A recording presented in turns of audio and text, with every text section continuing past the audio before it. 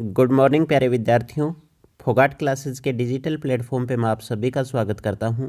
प्यारे विद्यार्थियों, जैसा कि आप सभी को पता है, अपनी कंप्यूटर की सीरीज चल रही थी जिसमें आज अपन डिस्कस करने वाले हैं मेमोरी यूनिट्स के बारे में। तो मेमोरी की यूनिट्स के बारे में डिस्कस करने से पहले अपन बताते हैं कि मेमोरी की अपने को ज़रूरी क्या होती है। तो कंप्यूटर में किसी भी प्रोग्राम है, जो भी डेटा है, उसको स्टोर करने के लिए अपने को मेमोरी की रिक्वायरमेंट होती है। जिस प्रकार से कोई भी वस्तु है उसको मापने के लिए कोई ना कोई इकाई होती है, तो उसी तरीके से मेमोरी को मापने के लिए भी क्या है, एक इकाई की ज़रूरी पड़ती है। जैसे वज़न को मापने के लिए क्या होता है, ग्राम होता है, किलोग्राम होता है। द्रव के लिए मिलीमीटर और लीटर होता है। दूरी को मापने के लिए सेंटीमीटर, मीटर और किलोमीटर होता है। उसी प्रकार से मेमोरी को मापने की भी ज़रूरी होती है। कंप्यूटर में डेटा को मेमोरी के रूप में स्टोर किया जाता है और मेमोरी को मापने के लिए भी कई प्रकार की इकाइयां हैं, उनके बारे में अपन डिस्कस करने वाले हैं।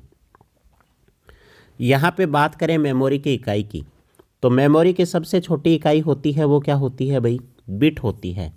किसी डेटा, सूचना एवं अक्षर को स्टोर करने की सबसे छोटी इकाई क्या होती है, बाइट। अब बात करते हैं बिट और बाइट के रिलेशन की, जो एग्जाम में प्रश्न पूछा जाता है।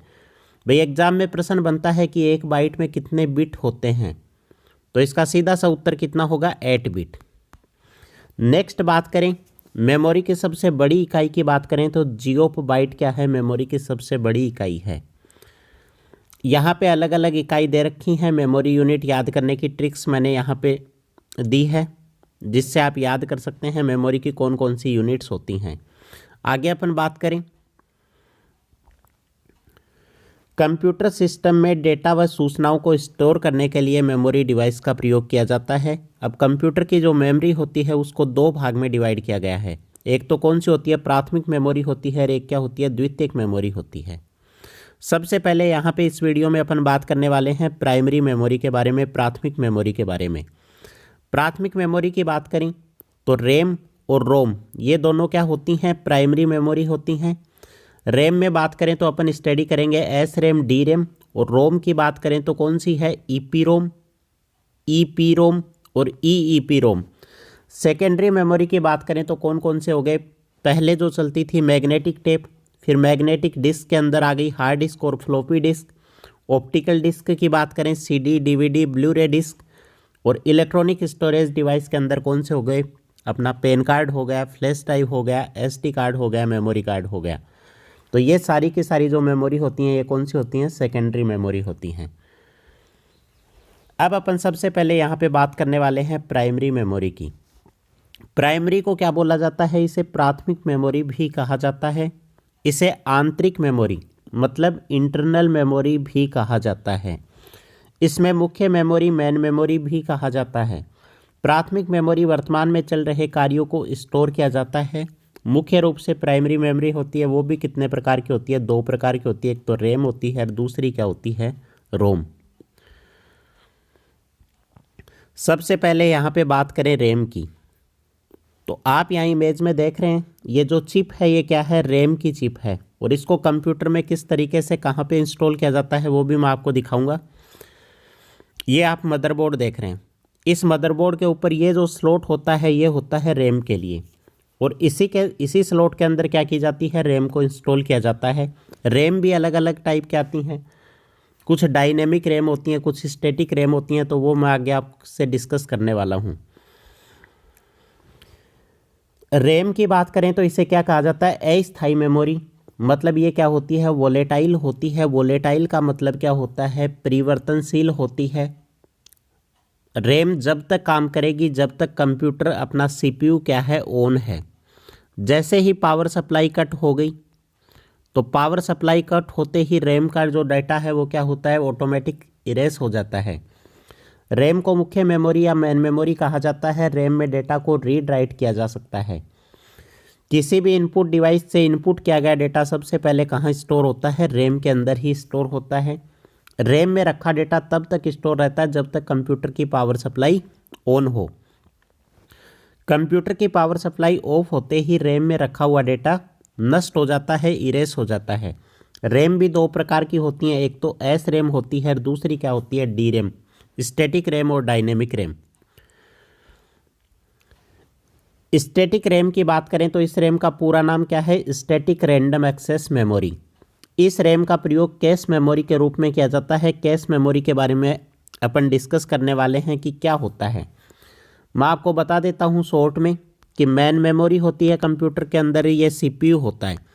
इन दोनों के बीच में इंटरमीडिएट का काम कौन करती है? कैश मेमोरी इंटरमीडिएट का काम करती है। एस रैम की बात करें तो ये डी रैम की तुलना में क्या होती है? तेज गति से कार्य करती है। अब बात करने वाले हैं डायनेमिक रैम की। इस रैम का पूरा नाम क्या है? Dynamic random access memory. इस रैम का प्रयोग मुख्य मेमोरी मेन मेमोरी के रूप में किया जाता है। इस मेमोरी को क्या है? बार बार रिफ्रेश करने की आवश्यकता होती है। एस रैम को बार बार रिफ्रेश करने की आवश्यकता नहीं होती। अब बात करते हैं कैश मेमोरी की। तो कैश मेमोरी क्या होती है भाई? सीपीयू तथा रैम के मध्य जो अतिरिक्त मेमोरी लगाई जाती है। किसके मध्य? सीपीयू और रैम के मध्य जो बीच में एक मेमोरी लगाई जाती है, उसी को क्या बोला जाता है? कैश मेमोरी कहा जाता है। कैश मेमोरी क्या करती है भाई? वह डाटा जिसकी आवश्यकता सीपीयू को बार बार पड़ती है, उस डेटा को कैश मेमोरी में रख दिया जाता है ताकि वो डेटा को जितना जल्दी हो सके उतना जल्दी एक्सेस कर सके। कैश मेमोरी के लिए स्टैटिक रैम का प्रयोग किया जाता है। सीपीयू तथा रैम के मध्य जो अतिरिक्त मेमोरी लगाई जाती है, उसी को क्या बोला जाता है? कैश मेमोरी कहा जाता है। कैश मेमोरी के प्रयोग से सीपीयू का कार्य करने की गति क्या हो जाती है? तेज हो जाती है। रजिस्टर के पश्चात कैश मेमोरी सबसे तेज व सबसे छोटी मेमोरी है। कैश मेमोरी भी 3 प्रकार की होती हैं: L1, लेवल 1, लेवल 2 और लेवल 3। सबसे पहले बात करें लेवल 1 कैश मेमोरी की। इसे लेवल 1 कैश मेमोरी कहा जाता है। इसे प्राइमरी कैश मेमोरी भी कहा जाता है। यह कैश मेमोरी प्रोसेसर पर स्थित होती है। कहाँ होती है? L1 प्रोसेसर के ऊपर ही इस मेमोरी को लगा दिया जाता है। किसी एक निश्चित कार्य को पूरा करते समय सीपीयू डेटा के लिए लेवल 1 कैश मेमोरी का सबसे ज़्यादा प्राथमिकता देता है। आगे बात करें अपन लेवल 2 की। इसे लेवल 2 या सेकेंडरी कैश कहा जाता है। इसकी क्षमता लेवल 1 कैश से अधिक होती है। लेवल 1 में डेटा सर्च करने के बाद अगर वो नहीं मिलता तो प्रोसेसर उसको ढूंढने के लिए कहाँ आता है? लेवल 2 कैश मेमोरी में आता है। लेवल 2 कैश मेमोरी में सर्च किया जाता है। आगे बात करें अपन लेवल 3 की। लेवल 1 व लेवल 2 की परफॉर्मेंस को बेहतर बनाने के लिए कौन सी कैश मेमोरी होती है भाई? लेवल 3। सामान्यतः ये लेवल 1 व 2 की तुलना में क्या होती है? थोड़ी स्लो होती है, लेकिन डी रैम की तुलना में ये क्या है? डबल स्पीड से वर्क करती है। अब बात करते हैं रोम की। रोम की फुल फॉर्म क्या होती है भाई? Read only memory. रोम की बात करें तो रोम क्या है? एक आईसी चिप होती है जो मदरबोर्ड के ऊपर इंस्टॉल कर दी जाती है। ठीक है, रोम को केवल और केवल रीड कर सकते हैं, रोम को अपन राइट नहीं कर सकते। जो प्रोग्राम होता है, जब सीपीयू तैयार होता है, कंप्यूटर तैयार होता है, तो कंपनी के द्वारा उसी टाइम इसके अंदर प्रोग्राम क्या किया जाता है? इंस्टॉल किया जाता है। अपन उस प्रोग्राम में कोई चेंज नहीं कर सकते हैं। तो आगे मैं बात करूं कि रोम को किस तरीके से इंस्टॉल किया जाता है मदरबोर्ड के ऊपर। तो आपको यहाँ पे शो हो रहा है, ये मदरबोर्ड है और मदरबोर्ड के ऊपर यहाँ पे ये एक आईसी की चिप लगी हुई है। यही क्या है? Read only memory ROM chip है। रोम सिलिकॉन की बनी एक चिप होती है जो कि मदरबोर्ड पर लगी होती है। मतलब कि एक क्या होती है? आईसी होती है जो प्री प्रोग्राम होती है। रोम को स्थायी मेमोरी कहा जाता है। रोम का डेटा है, पावर सप्लाई ऑफ होने के बाद इरेज नहीं होता है। रोम को नॉन वोलेटाइल मतलब कि अपरिवर्तित मेमोरी भी कहा जाता है। रोम में डेटा या सूचना को केवल पढ़ा जा सकता है। नाम से ही पता चल रहा है रीड ओनली मेमोरी, तो डेटा को क्या कर सकते हैं? सिर्फ और सिर्फ क्या कर सकते हैं? रीड कर सकते हैं, राइट नहीं कर सकते। कंप्यूटर की पावर सप्लाई ऑफ करने के पश्चात भी रोम में डेटा स्टोर रहता है।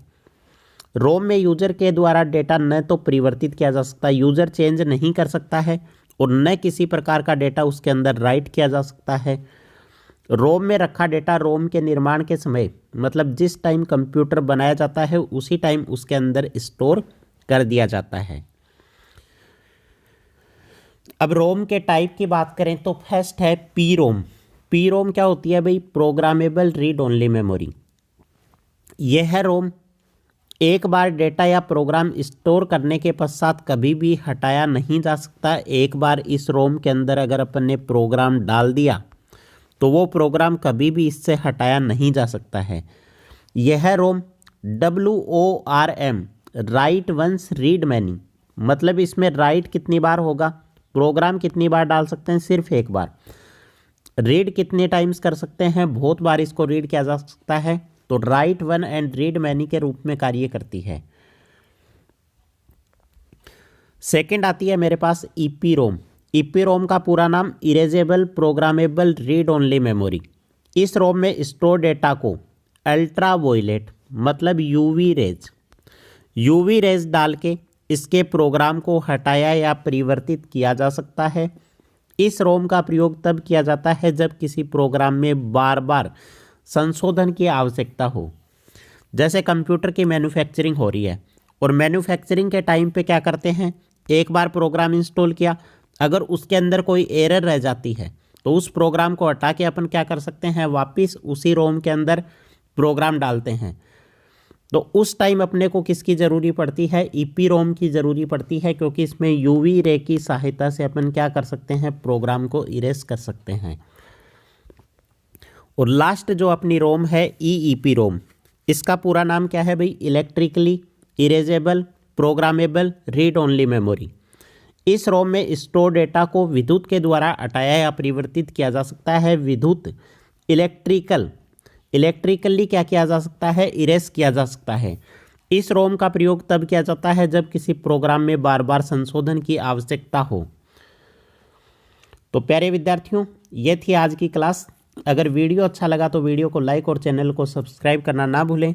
जुड़े रहिए फोगाट क्लासेस के साथ। मिलते हैं नेक्स्ट टॉपिक में। जय हिंद, जय भारत।